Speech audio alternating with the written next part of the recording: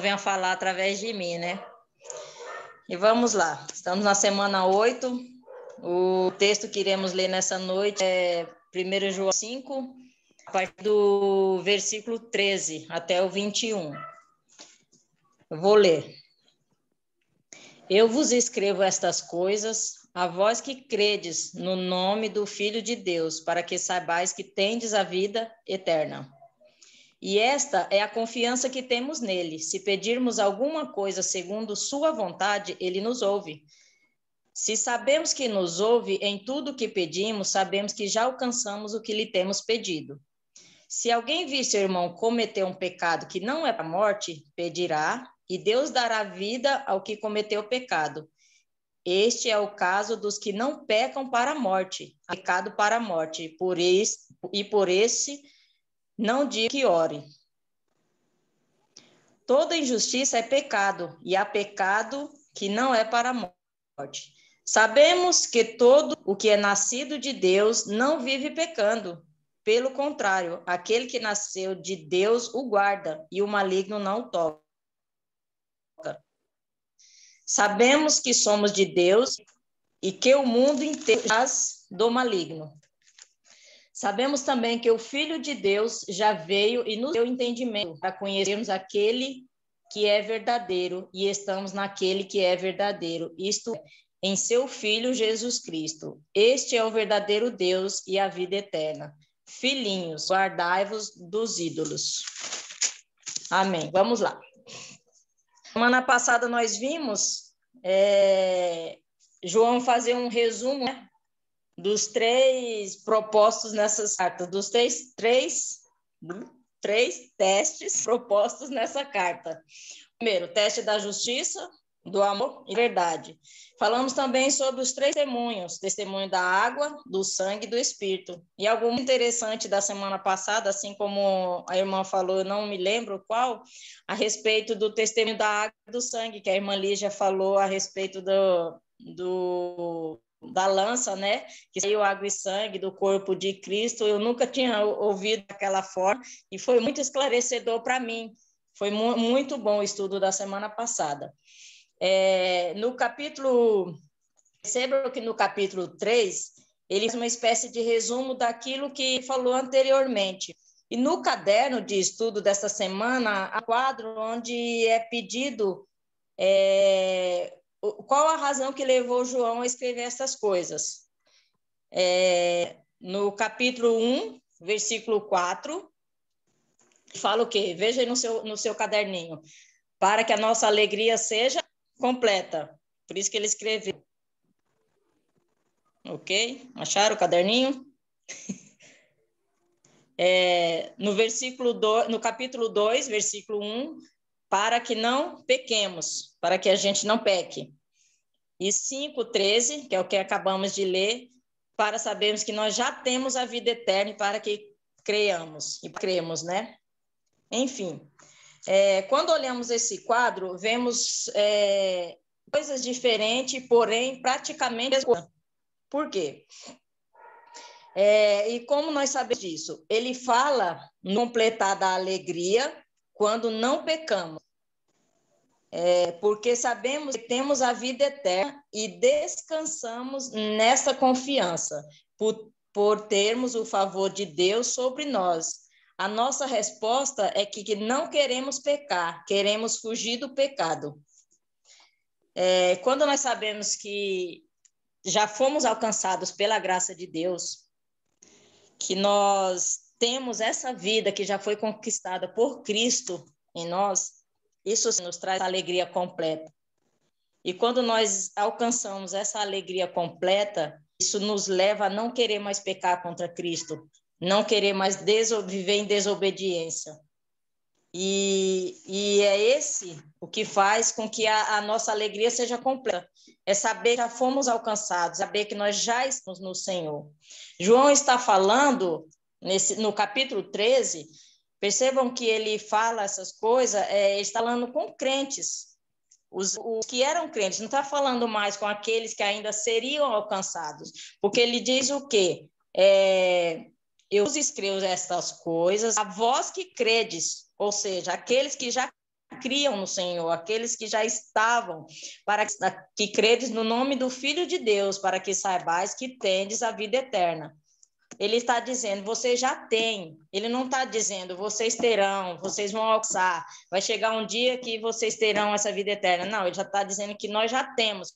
Aquele povo naquela época já tinha, a igreja ali já tinha a vida eterna. Ele só estava afirmando aquilo que já era nosso, que já tinha sido conquistado para nós, né?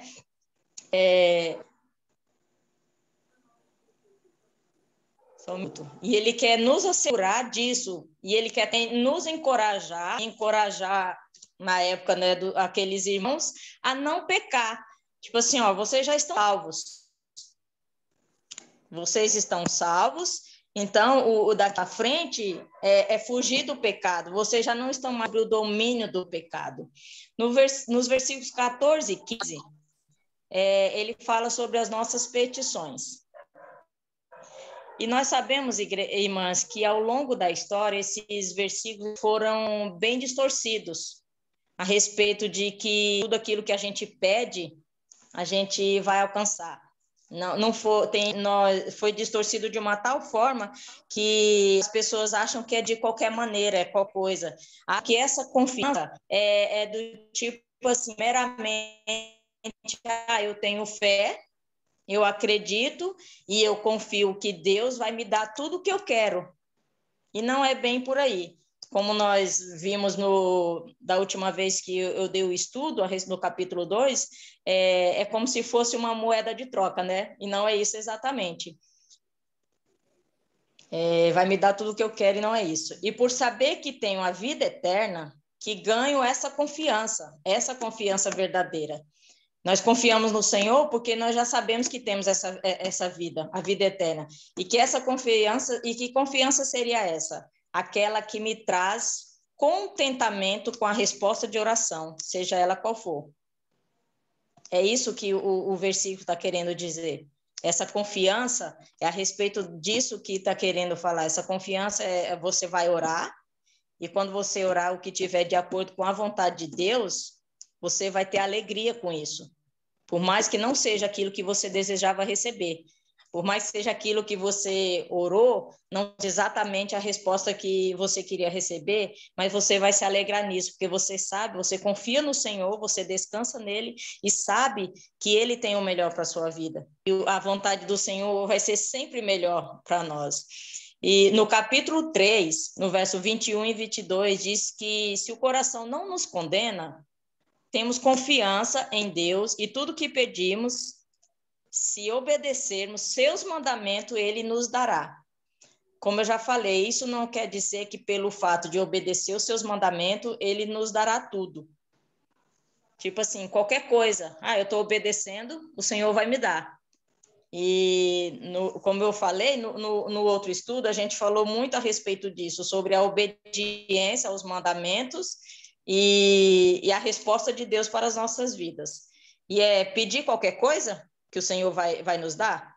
Não é verdade? Não é qualquer coisa. Porque não é uma moeda de troca. Não podemos ganhar o favor de Deus. Eu não posso trocar com Deus. Eu te obedeço, você me dá.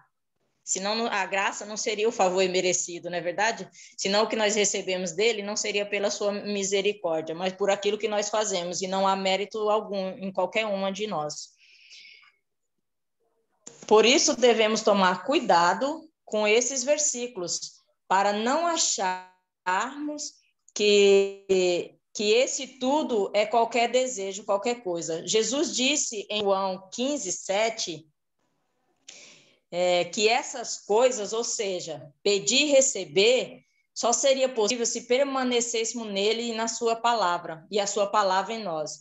Porque conhecendo a sua palavra, saberemos como pedir e qual a sua vontade para nós.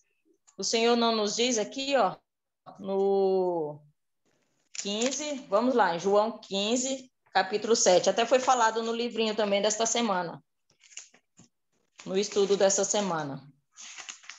João 15, 7.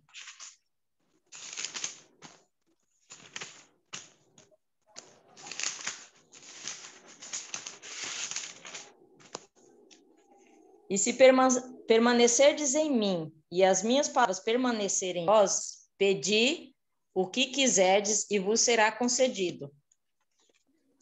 É uma condição. É necessário permanecermos nele e a palavra dele permanecer em nós.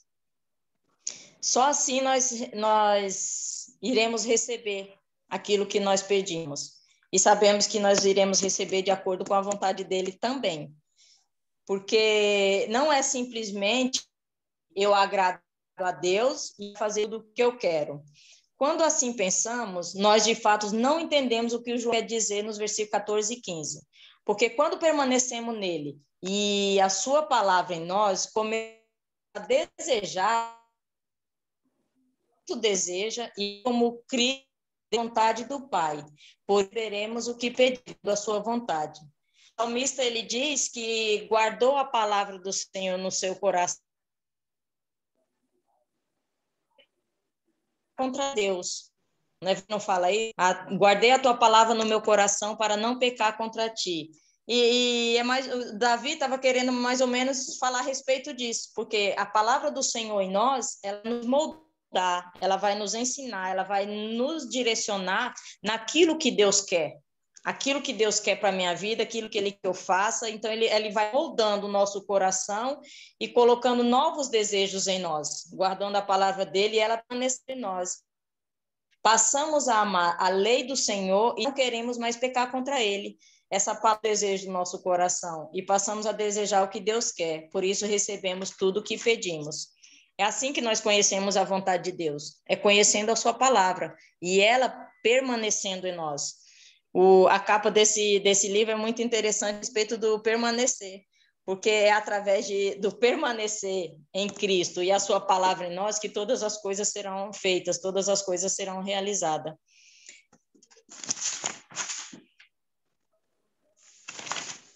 E quando nós oramos ao Senhor, isso não significa, irmãs, que tudo, que a nossa oração, como eu vou explicar para vocês, não significa que nós realmente... Saber orar, a gente não sabe como nós deveríamos, né? Isso, mas conhecendo a sua palavra, o Senhor vai nos direcionando.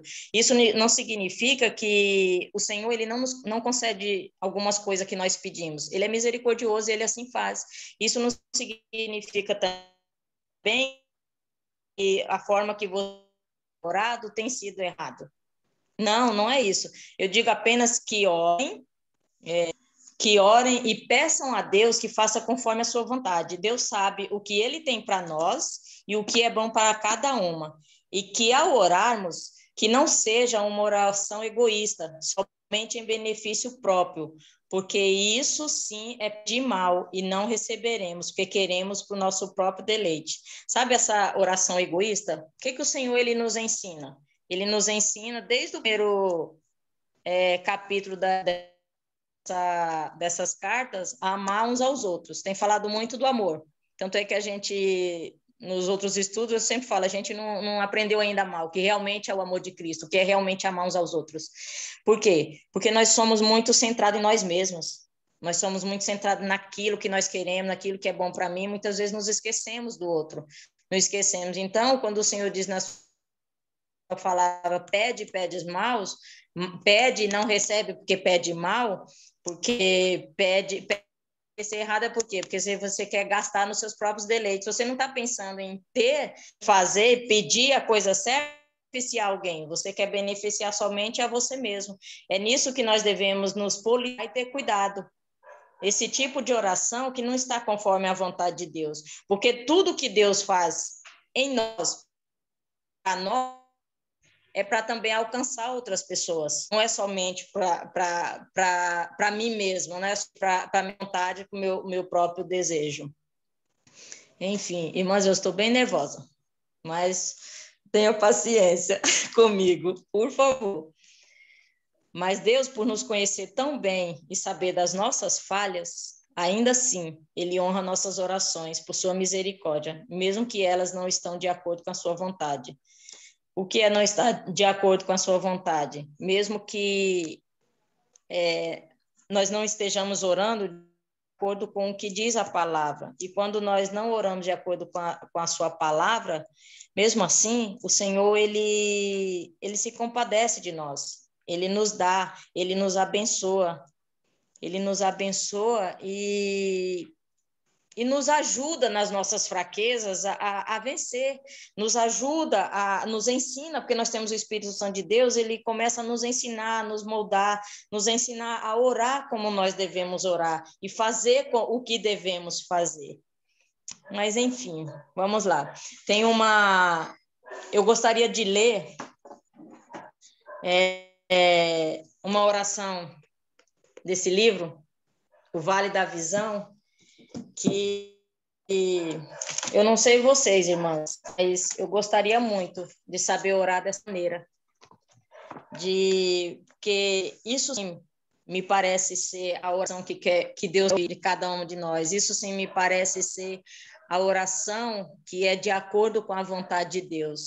Não desmerecendo a oração, mas esse extraordinário e eu vou ler essa oração para vocês, chama O Vale da Visão.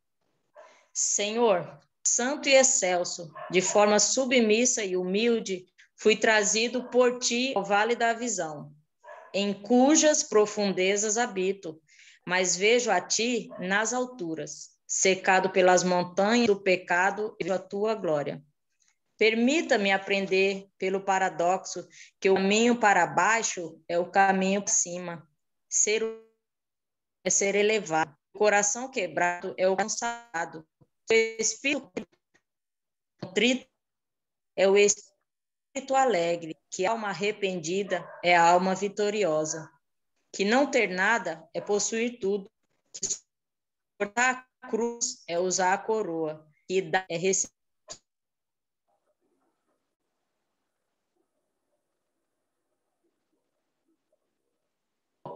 De dia servi-las de lugares e quando mais profundo o poço, maior é o brilho das tuas estrelas. Deixa que eu encontre tua luz em minha escuridão, tua vida em minha morte, tua alegria em meu sofrimento, tua graça em meu pecado, tua riqueza em minha pobreza, tua glória em meu vale.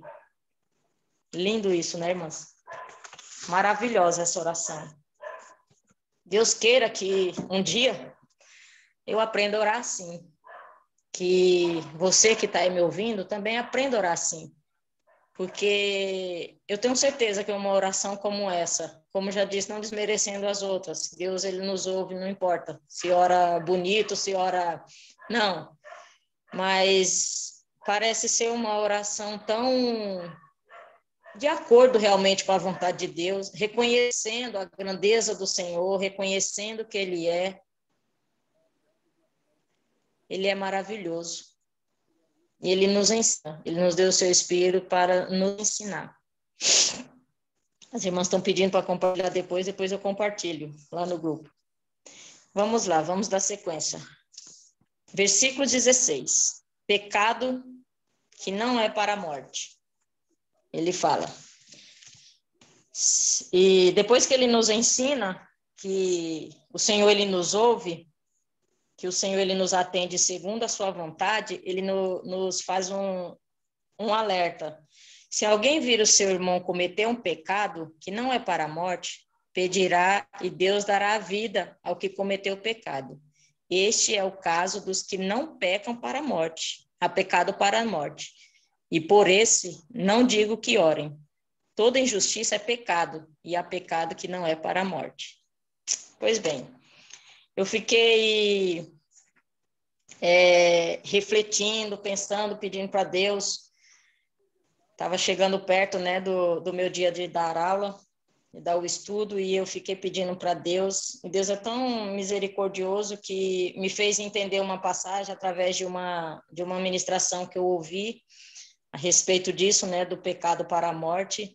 E eu até escrevi, porque eu queria muito compartilhar com as irmãs, para que fique mais claro, porque talvez nas minhas palavras eu não consiga explicar desta maneira.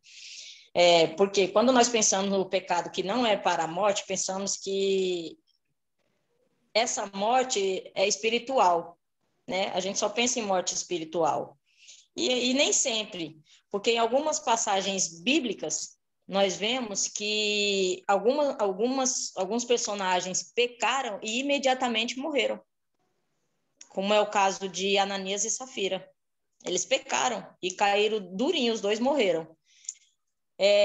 Aquele moço que eu esqueci o nome, que tocou na arca da aliança também, para a arca não cair de cima do carro. Ele tocou e imediatamente ele morreu. Por quê?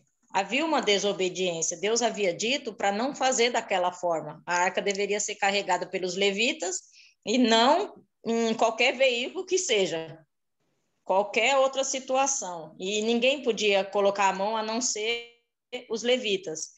E eles desobedeceram, quiseram inventar, nas minhas palavras, quiseram inventar moda, colocaram no carro lá de boi, aconteceu aquela situação toda, ele tocou, foi fulminado e morreu ali. Então, há pecados que a morte física, isso está claro na Bíblia diante dessas passagens, que acontece imediatamente. Só que esse pecado que João está falando aqui, que não é para a morte, não está falando de morte física. Ele está falando esses pecados da natureza adâmica, que qualquer cristão está sujeito a pecar, qualquer um está sujeito a vacilar, a errar. É desse que ele está falando. Por esses nós devemos orar. Nós devemos orar porque esse pecado não é para a morte, não é para a eternidade. O Senhor perdoa. O pecado que ele está falando que é para a morte é a blasfêmia, a famosa blasfêmia contra o Espírito Santo. E acredito que nessa passagem aqui, ele se refere à morte espiritual mesmo. O pecado que é para a morte. O que não é para a morte, ele manda orar, para que haja arrependimento e Deus salve. O outro que é para a morte, ele diz para não orar. O que seria esse pecado para a morte? É conhecido como blasfêmia contra o Espírito Santo, apostasia. E por que João diz essas coisas? Por haver entre eles falsos profetas. Nós vemos ao longo da carta que ele está sempre alertando acerca dos falsos profetas. Como já foi dito, a semana passada a irmã Lígia voltou a falar a respeito também desses falsos profetas, o que eles ensinavam, a respeito da ressurreição, de todas aquelas coisas que a gente já ouviu, e eu não vou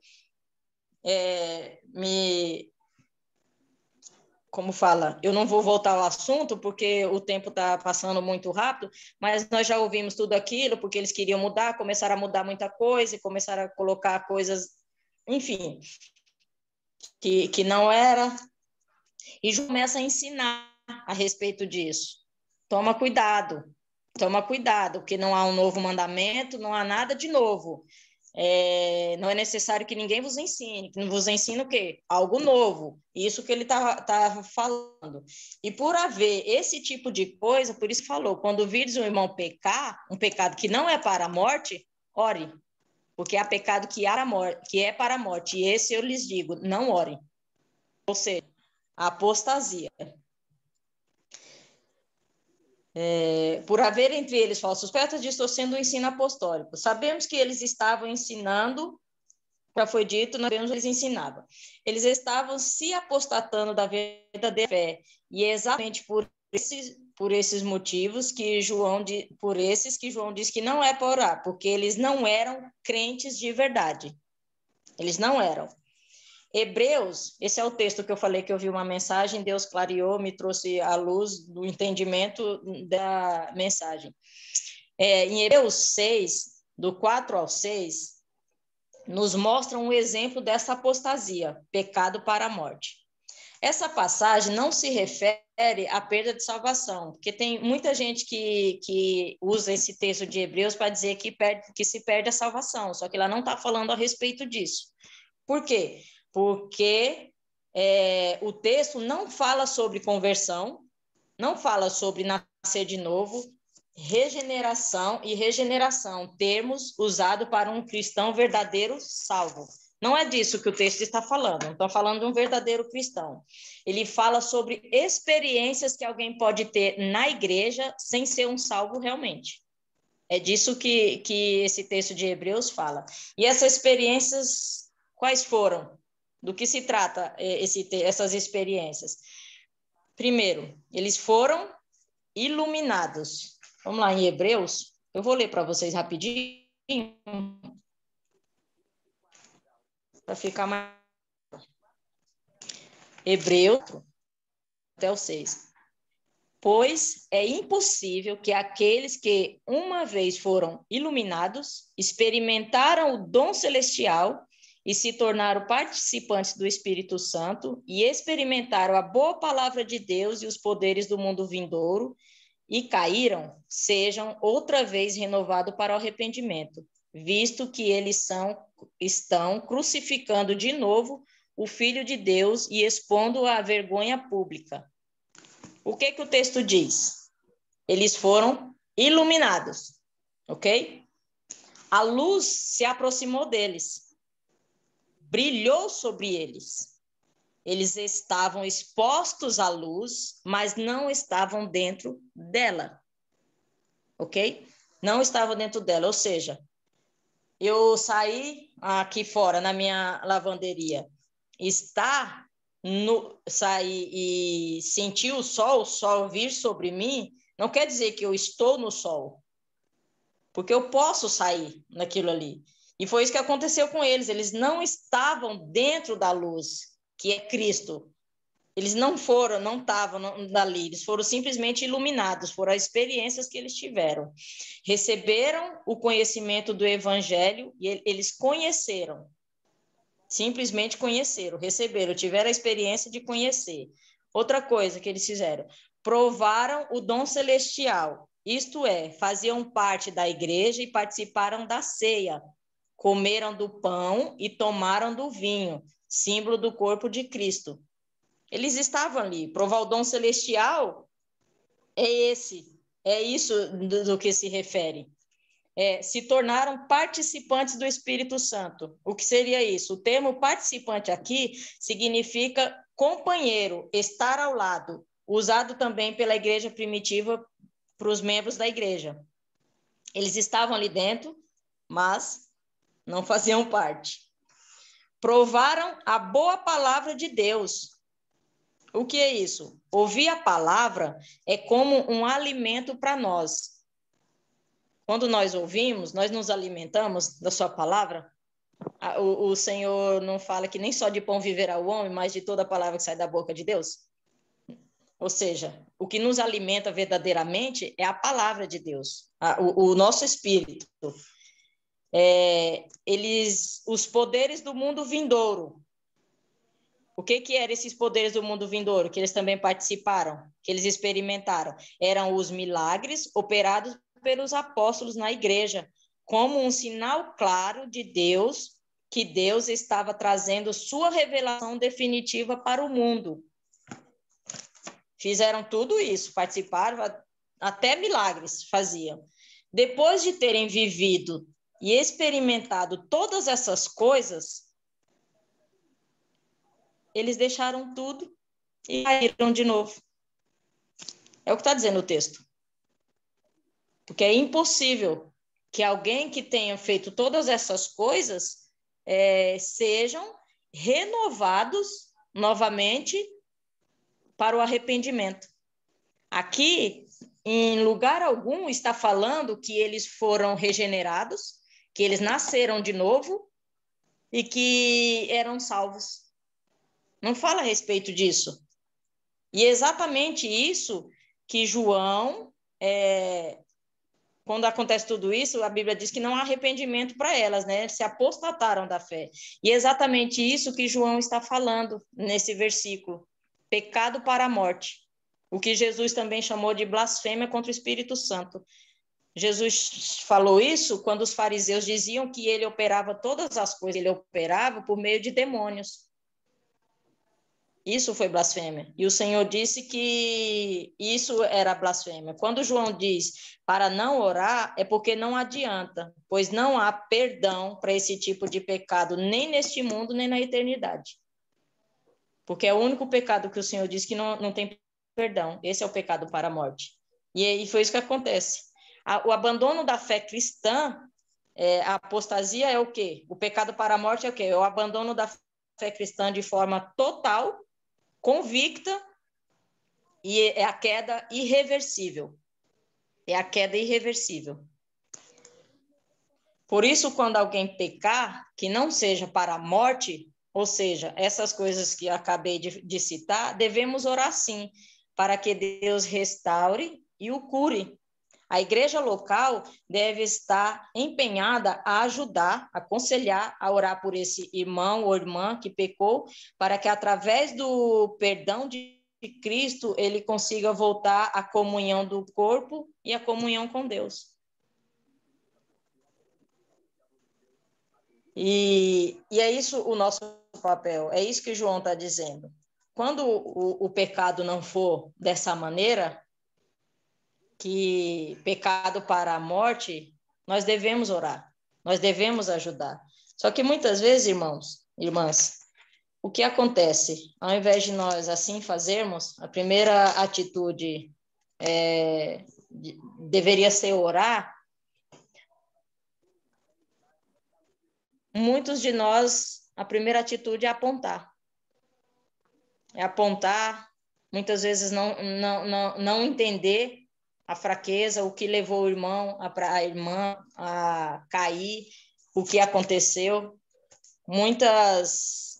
Há algumas igrejas que, eu conheço uma em especial, que quando um irmão peca, ele não tem nem a chance de se arrepender. Ele é expulso da igreja, tipo assim, a igreja condena. Ele é expulso e não tem volta. Os irmãos não estendem a mão, a igreja não perdoa. Simplesmente ele é expulso, ele não tem uma segunda chance. O que o Senhor nos faz todo dia, é nos dar uma segunda chance, todos os dias nos dá.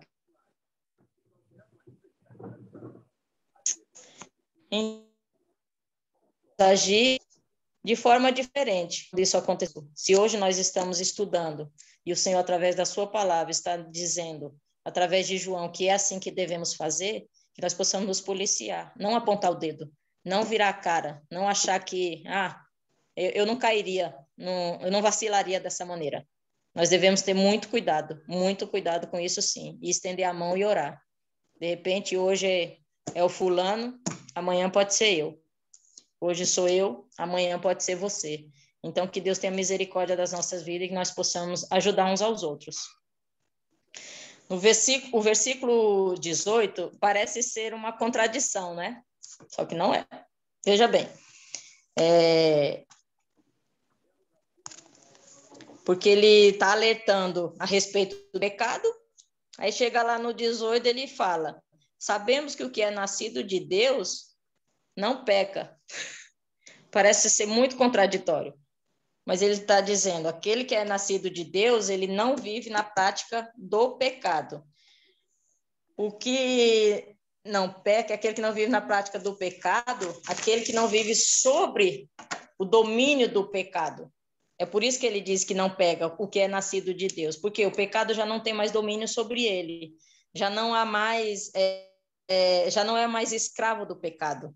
Ele não está falando desses vacilos que a gente tem, que a gente pode ter no dia a dia, que a gente tem no dia a dia. Ele está falando que não vive na prática como o mundo lá fora vive.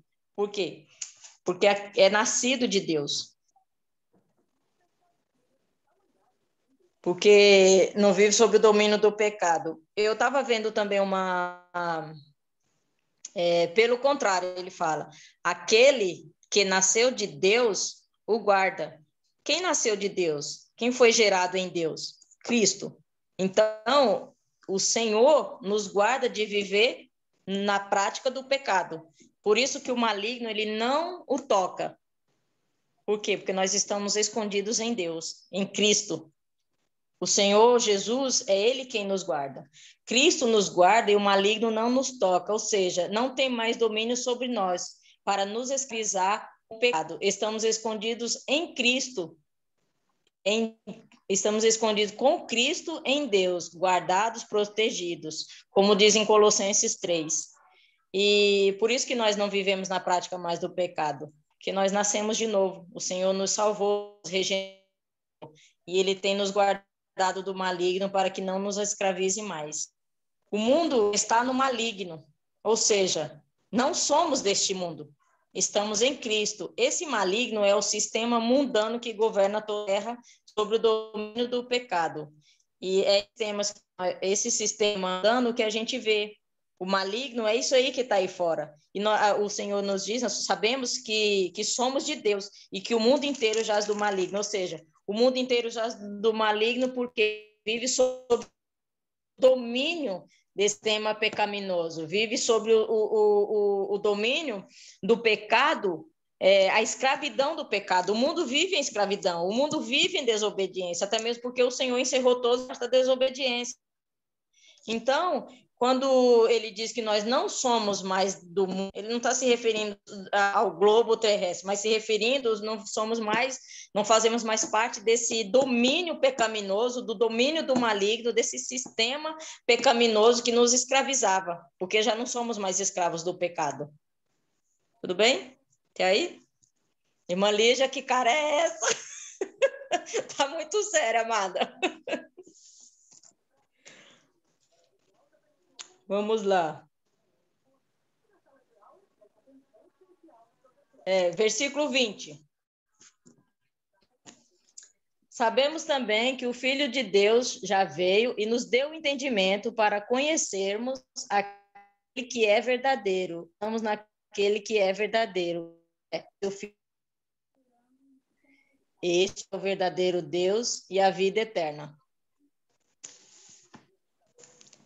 Cristo veio e nos deu entendimento para conhecermos o que é verdadeiro. Ou seja, nos deu o seu Espírito para habitar em nós e nos guiar em toda a verdade. Nos fez conhecer Cristo como o verdadeiro Messias, nos revelou o unigênito do Pai e estamos nele. Ele quem? O verdadeiro Deus e a vida eterna, que é Cristo. Ele não diz, eu sou a ressurreição e a vida? Ele é a vida eterna. Aquele que crê nele já tem a vida eterna e nós cremos nele, porque lá no 13, João fala que nós já temos essa vida, ou seja, nós temos Cristo, nós somos de Cristo, já estamos nele e guardados nele. No 21, ele faz um alerta: filhinhos, guardai-vos dos ídolos. Quando essa carta foi escrita, naquela época havia, como se não houvesse hoje também, né? Naquela época havia muitos ídolos e ele faz esse alerta para eles se guardarem dos ídolos. E hoje eu pergunto para as irmãs, quais são os ídolos que nós devemos ter cuidado? Alguém pode me responder? Porque nós podemos pensar, mas eu não tenho imagem na minha casa, eu não sirvo outro Deus, somente a Deus. Mas será, irmãs, que não há ídolos no nosso coração? Não há ídolos em nós? Pode falar? Não, eu falei, a vaidade pode ser um ídolo. Sim. E bem perigoso, por sinal. Uma pessoa, né, que a gente ama, a gente pode transformar em ídolo, né? Sim. Alguém mais? Um cargo. Uma posição, né? Sim. É por isso que ele faz esse alerta. É por isso que ficou escrito para nós. Porque por mais que nós não tenhamos, não tem lá, a gente não vai lá no templo onde tem os ídolos de gesso, de pedra, de madeira, não sei. E aqui dentro, não é bem pior? A luta aqui é bem pior. E eu acho que o maior ídolo e o mais perigoso de todos que nós podemos ter é o nosso eu. É o nosso eu. Por quê? Porque até muitas vezes, até as nossas orações é para o eu. eu quero, eu isso, eu aquilo. E esquecemos de tantas coisas. Por quê? O ídolo mais perigoso é o eu, por quê? Porque a gente sempre se coloca em primeiro lugar. sempre em primeiro lugar. Não há humildade, muitas vezes, em nós, diante do Senhor. Diante do Senhor, imagina diante dos irmãos. Então, essa vaidade, esse eu, é o pior ídolo, é a nossa luta constante. É a nossa luta constante. Achamos que nós somos melhores, como a Débora acabou de falar, um cargo, uma posição, às vezes profissional, ou dentro da igreja, na sua família. Tem gente que acha que é o bambambam porque é o crente da família e o resto não é, ele é o melhor. Isso muda o quê? Que testemunho traz? Eu tenho pessoas da minha família que, ao invés de mostrar a diferença, os meus irmãos, o que acontece? Eles arrumam só briga, porque eles vivem apontando os defeitos dos outros, os pecados dos outros, e não conseguem olhar para dentro de si. O eu parece que pelo simples fato, eu estou na igreja, agora eu sou da placa tal, de igreja tal, na minha igreja é assim, isso aí que você está fazendo é pecado, e muitas vezes não quer dizer que isso não é pecado realmente que a pessoa está fazendo, mas a pessoa não tem um entendimento, a pessoa não conhece, não foi alcançado ainda, Deus não abriu ainda os olhos, então é escravo. O que nós devemos fazer? Apontar somente o pecado? Não, apontar o pecado é a solução, que é o evangelho. Nós temos que dar a má notícia, que está condenado, que a ira de Deus está sobre, mas também nós temos que ir lá e dar a boa notícia. Mas Jesus veio, ele é a boa nova, ele é a vida eterna. Não simplesmente se a pessoa, qualquer coisa que faça, você é isso, você é aquilo. Então fica uma coisa, é complicado, é o que eu falo, é o eu, de achar que é mais santo do que o outro, de achar que... Só que isso não funciona. No reino não funciona dessa maneira. E dia após dia nós temos que lutar e lutar contra nós mesmos, contra as nossas vontades. E pedir para o Senhor que Ele realmente nos ensine, nos mostre que nós não somos mais de nós mesmos. Nós não pertencemos a nós não devemos agir pela nossa própria vontade, que nós possamos pedir ao Senhor que Ele venha nos moldar, que a palavra dEle venha permanecer em nós, que sejamos moldados. Que nós possamos agir como Cristo, para que nós possamos agir desejando o que Cristo desejava, que é fazer a vontade do Senhor, lutando contra o pecado todo dia, toda hora, a cada instante, mas pedindo para que o Senhor, que a sua palavra venha permanecer em nós. O orgulho, a irmã colocou aqui, é muito perigoso. E parece que é a menor parte do texto, é a última parte, é o versículo menorzinho do texto, e é um dos mais perigosos. Os ídolos que há dentro de nós. Não que os demais, o restante da palavra não seja importante, é muito importante. Devemos aprender, sim, tudo que está escrito ali, guardar e procurar viver na prática daquilo ali, mas guardar o nosso coração. Filhinhos, guardai os vossos corações dos ídolos.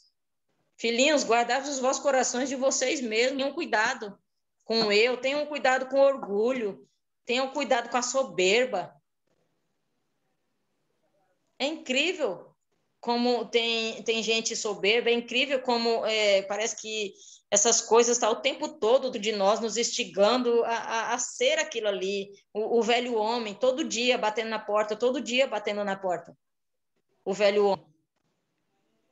E diante de tudo isso, nós devemos nos agarrar a Cristo e ter essa confiança de que tudo que nós pedimos, Ele vai conceder. E o que nós devemos pedir, que eu sei que está de acordo com a vontade dEle, são essas coisas. Senhor, nos ajude. Senhor, nos ajude, que nós não podemos sozinhas. Nós não conseguimos sozinhas, nós precisamos. Guarda o nosso coração em Ti, Senhor. Guarda o nosso coração, a nossa mente, renova a nossa mente. E assim por diante. Eu sei que essas coisas estão à vontade de Deus e Ele vai nos conceder. Tudo que nós pedimos, Ele vai nos conceder, de acordo com a sua vontade.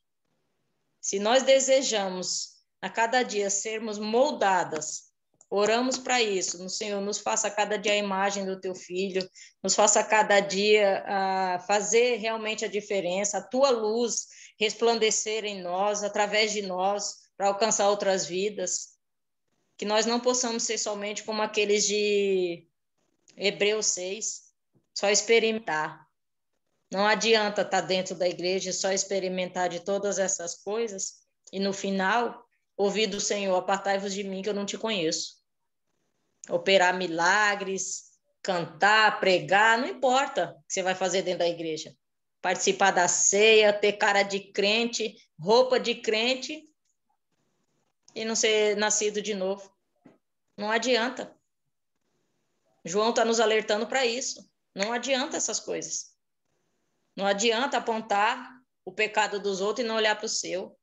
Eu sempre falo, o evangelho, ele nos mostra o nosso pecado, não dos outros. O Senhor, o evangelho vem e nos transforma, nos faz ver quem somos, miseráveis pecadores. Não achar porque eu fui alcançada por essa boa palavra, que aquele que ainda não foi é menos que eu. Não é assim. Que o Senhor tenha misericórdia de nós, irmãs. Tenha misericórdia e nos ensine verdadeiramente a palavra. Que nós possamos estar de mãos dadas. No domingo passado, quando o Léo, no dia do estudo da Nice, foi falado a respeito do pastoreio, ela até falou, nós somos todas pastoras, né? Cuidar umas das outras. A irmã Lenice também falou, a Lígia também falou segunda-feira passada a respeito disso. E uma coisa, eu vou falar aqui, porque nós somos um corpo, nós estamos aprendendo. Uma coisa que eu ouço muito é que essa falta de comunhão entre irmãos. Primeiro, por todos morarem distantes, né? Eu acho que isso dificulta muito a gente morar distante uns dos outros. E a nossa comunhão é só no domingo. Bom dia, bom domingo, bom almoço, até mais tarde, boa semana. E não, a comunhão não se resume a isso. Falamos a respeito de suprir as necessidades daqueles que precisam, mas como que eu vou saber a necessidade do meu irmão se eu não tenho intimidade com ela? Da minha irmã, se eu não tenho intimidade, se eu não converso, se eu não sei da vida dela? E não saber da vida dela para querer saber da vida dos outros, mas para ajudar, para ter comunhão. Como que muitas vezes eu vou ajudar alguém se eu não sei o que se passa? Então, é necessário quebrar alguns muros que há entre nós e saber que nós somos todos iguais. É necessário ter mais vínculo, ter mais comunhão, não só no culto. A igreja não pode se tornar para nós um clube social onde a gente encontra aos domingos. Não pode, não é um clube onde a gente se encontra, conversa ali um pouquinho. Não, nós devemos cuidar uns dos outros. Certa vez eu fui na casa de uma irmã, ela estava tão saturada com a situação que ela estava vivendo, de não saber mais o que fazer. Foi a primeira vez que eu fui na casa dela, a gente não era amiga, não era de conversar, a gente se via na igreja. Eu cheguei na casa dela, ela começou a me falar, desabafar as coisas que ela vive. E quantas são as pessoas que estão assim, nessa mesma situação? Quantos são os problemas das irmãs que muitas vezes a gente vê ali na igreja, rindo, parece feliz da vida, só que só ela e Deus sabe o que está vivendo. E como que ela vai contar se não tem intimidade? Como que vai desabafar, vai pedir ajuda, se parece que meio que, sabe assim, cada um no seu quadrado, cada um. Irmãs, o que eu estou falando, eu não estou criticando, é só um alerta a respeito do cuidado, do pastoreio, que foi dito no outro estudo. Nós devemos cuidar umas das outras. Se nós, principalmente nós mulheres, mulher tem mais facilidade de estar junto, de chegar junto, de conversar, mas nós deveríamos mudar isso. Quantas pessoas são os que entram? O pastor Walter, desde quando eu entrei na igreja, ele fala assim, essa pessoa que está aí do lado, quando acabar o culto, não é um poste que você passa e não fala. É assim que funciona, não deve ser poste mesmo. Nós somos todos iguais. Eu ouvi outro dia uma ilustração, eu li, onde fala a respeito dos tijolos. Somos todos tijolos. Não sei se alguém já ouviu isso. E não importa em que lugar o tijolo está. Não importa se você está ali embaixo fazendo a estrutura da casa, se você já está no meio da parede, se você está em cima, não importa. Nós somos tijolos, cada um tem a sua função. O que importa é o construtor, o tijolo não. Tijolo é tudo igual. Olha para uma parede em construção, você vê os tijolos são tudo igual. Não tem. A única diferença que há entre os tijolos é que cada um está num lugar diferente, onde o construtor colocou, o pedreiro colocou. E o que importa, o que faz do tijolo, o tijolo vai onde o construtor coloca. Que nós possamos nos reconhecer que nós somos todos iguais e somos todos tijolos, e que cada um de nós possa pedir para o construtor do universo que nos coloque onde ele quer, para ajudar quem ele quer, mas que nós possamos também nos dispor a isso, nos dispor a ajudar umas às outras. Não ter dificuldade, a Bíblia fala muito sobre hospitalidade. Eu, particularmente, irmãs, eu estou falando de mim. Eu, particularmente, eu adoro receber. Você que está aí me vendo agora, quiser vir na minha casa, eu amo estar junto em comunhão, estar interagindo, uma coisa que já é minha. Deus me deu, né? Não por méritos meus, mas é porque é uma coisa que eu gosto de estar junto, eu gosto de envolver, gosto de me envolver com as coisas da igreja. E tem muita gente também que gosta disso, só que muitas vezes vê uma barreira, não consegue fazer essas coisas. Que nós possamos nos despertar e verdadeiramente viver essa comunhão. Porque, de repente, do seu lado tem uma irmã que pecou, como o João falou, aquele que pecar que não é para a morte, ore. De repente pecou, e a Bíblia diz o quê? Que nós devemos confessar nossos pecados. Às vezes a irmã está ali, querendo confessar os seus pecados, o irmão está querendo, só que não vê uma oportunidade, não encontra confiança e intimidade primeiro, já está constrangida com seu pecado e tem medo, por quê? Não tem intimidade. Quando nós conhecemos, nós não temos que ter intimidade com Deus. Então, nós devemos ter intimidade com os nossos irmãos também. A nossa intimidade é o quê? Através da palavra e através da oração. E a nossa intimidade com o irmão, Deus a gente não vê, a gente sabe que ele existe, mas a gente não vê. O irmão que está do seu lado, você vê. A pessoa que está precisando, a gente vê, está ali, ó. Todo dia, praticamente todo dia. Vamos atentar para isso. Crítica é uma crítica construtiva, para que nos molde segundo a sua vontade. Tá bom? Irmãs? Deus abençoe, Deus tenha misericórdia de nós. Lenice?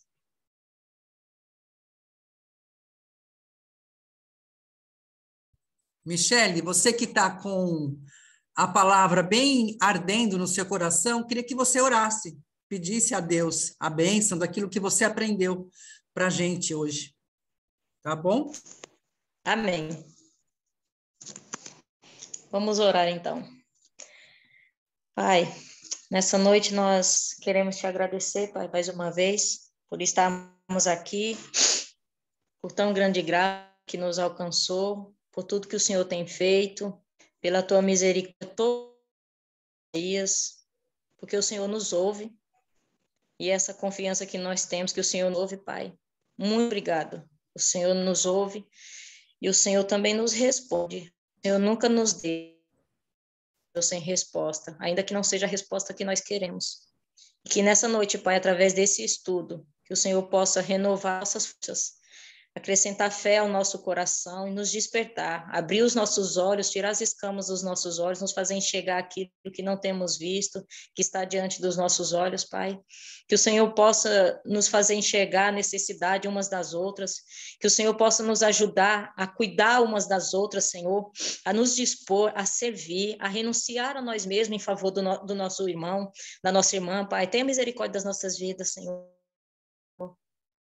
Tenha misericórdia de nós e nos ajude. Abra o nosso coração Aviva a tua obra dentro de nós, Senhor. Nos ajude, Senhor, a orarmos umas pelas outras, não apontar o dedo para aqueles que caem, mas estender a mão e levantar. Pedir misericórdia do Senhor para que seja perdoado, seja restaurado e curado, Pai. Deus bendito, aqueles que estão fracos na fé, que têm passado por situações, que têm desfalecido, que o Senhor possa renovar nessa noite. Aqueles que estão afastados, que o Senhor possa trazer, Senhor amado, ao convívio com os irmãos.